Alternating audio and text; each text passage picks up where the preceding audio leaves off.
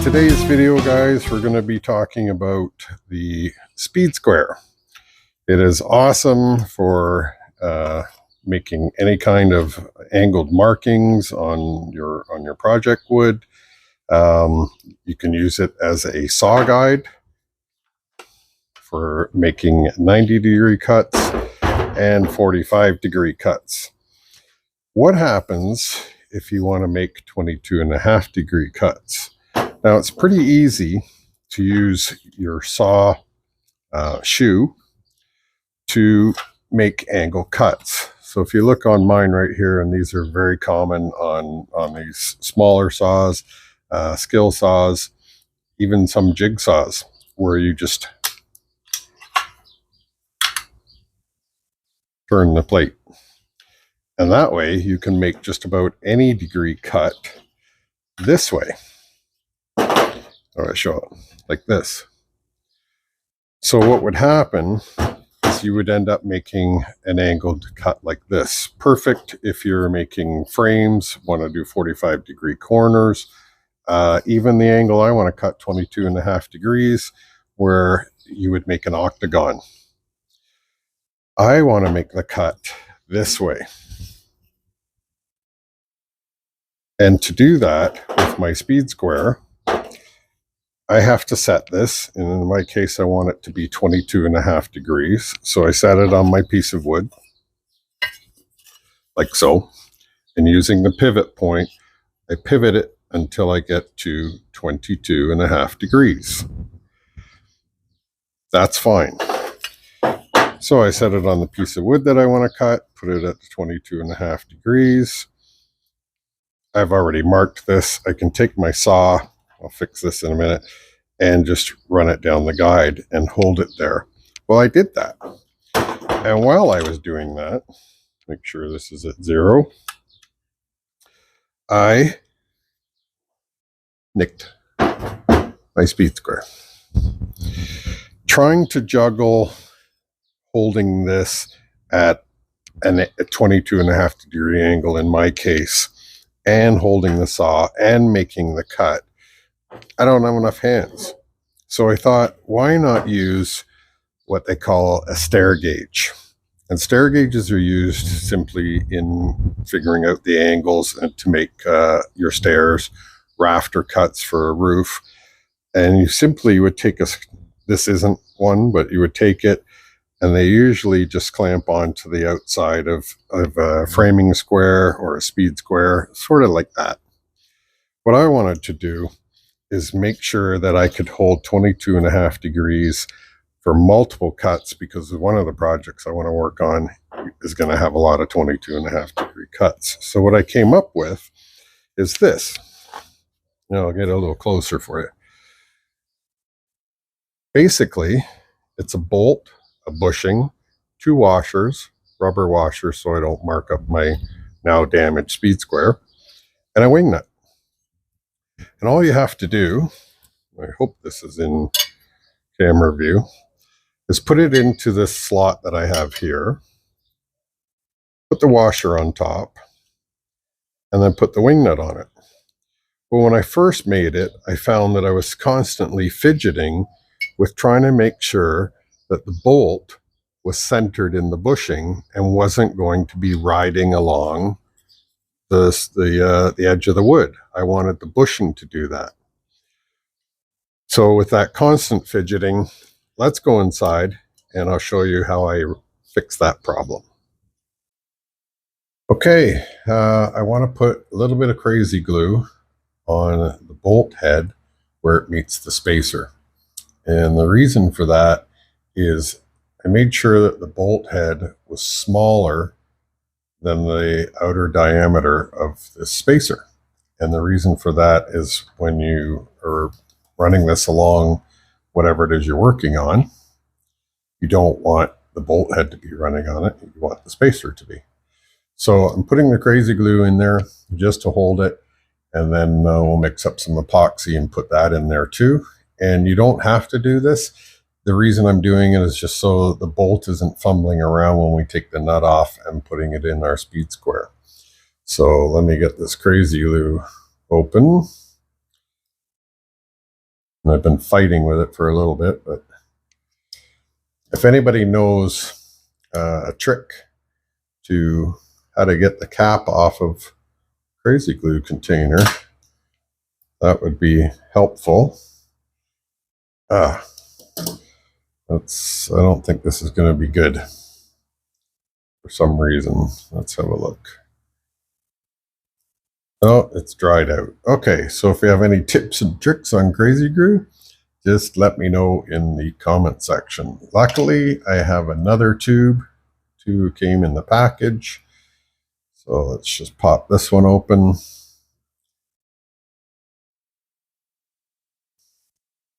Okay. And let's get some glue on that bolt head. And like I said, the only reason I'm doing this is so that the bolt head doesn't move around when I'm putting the epoxy in there and while the epoxy's setting. I'll just hit some on each surface and hope for the best. Let's try not to get some on my fingers, as that would not be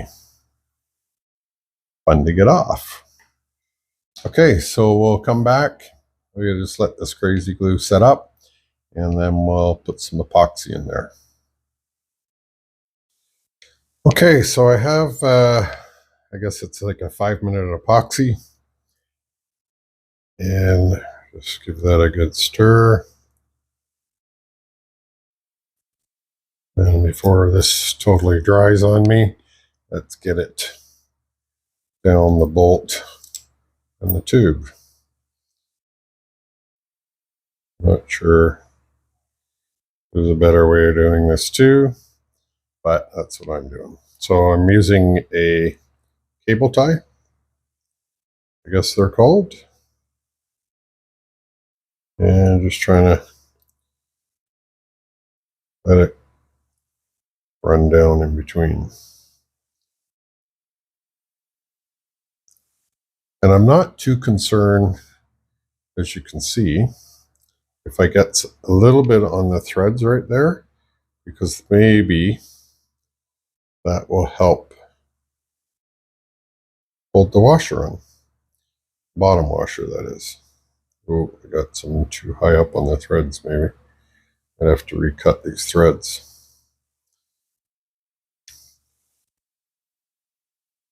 Okay. I guess in hindsight, it would have been maybe a good idea to put some masking tape or something on those threads. So there's a tip. Put a little masking tape on the threads before you put the epoxy down there, if you're going to do what I'm doing. But I just found that we were fidgeting with the bolt, the spacer, the washer, trying to line up bolt head with the spacer so that it was within the diameter of it. I think I'm just going to cram as much down there as I can. I don't think it's a big deal. Oh, it's already starting to dry or clump. It's not a big deal. Like, you don't need to be making a big mess. I don't know if you need to fill this. Okay, let's get that clump out of here. It's not helping me. I think that's pretty good. And guys, don't be too upset if you get stuff out there. You can sand it off.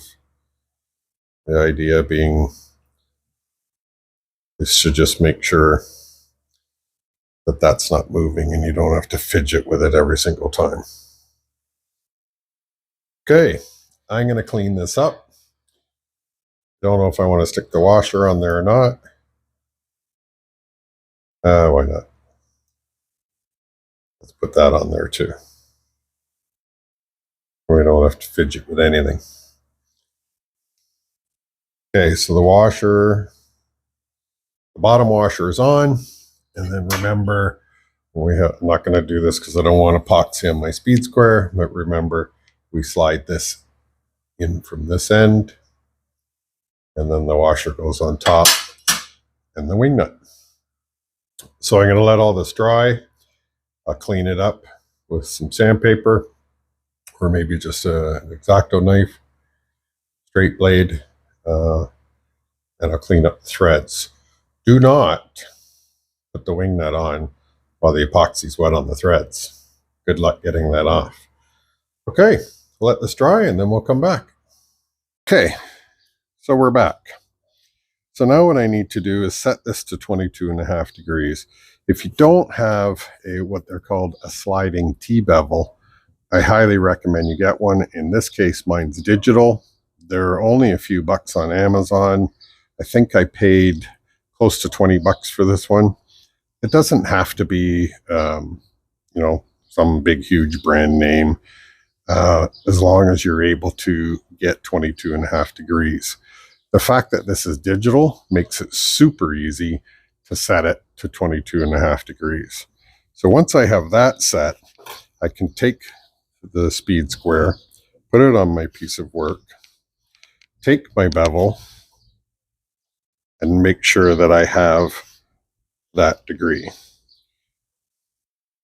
Once everything is locked into place, get this to go where I want it to go. Yeah, I got a little bit too tight here. Okay, push the bushing up against the wood.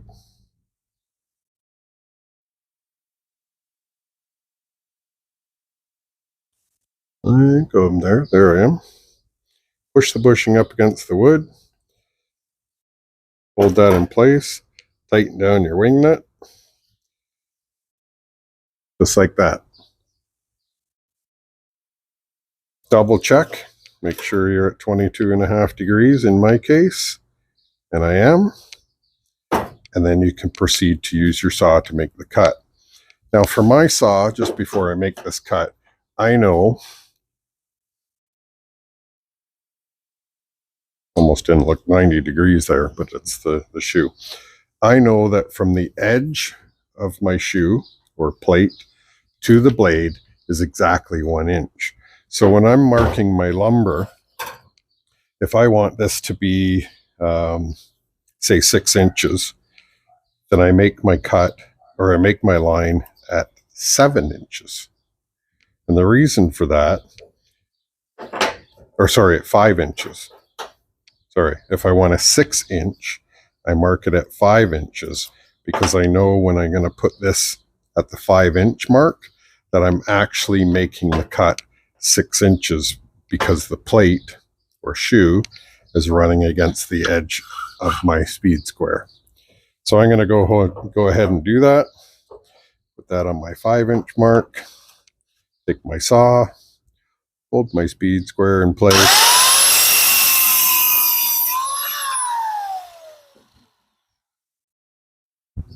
And make my cut. And let's just check how accurate that really is. Look at that. Perfect. So, get yourself a speed square. It's an awesome tool for all your projects. Makes a great saw guide. Get yourself a T-bevel because it's really easy to find the angle of lots of different things and make sure that whatever it is that your angle you're going to cut at, that you can make sure that your speed square and this homemade stair gauge is set how you want it to be.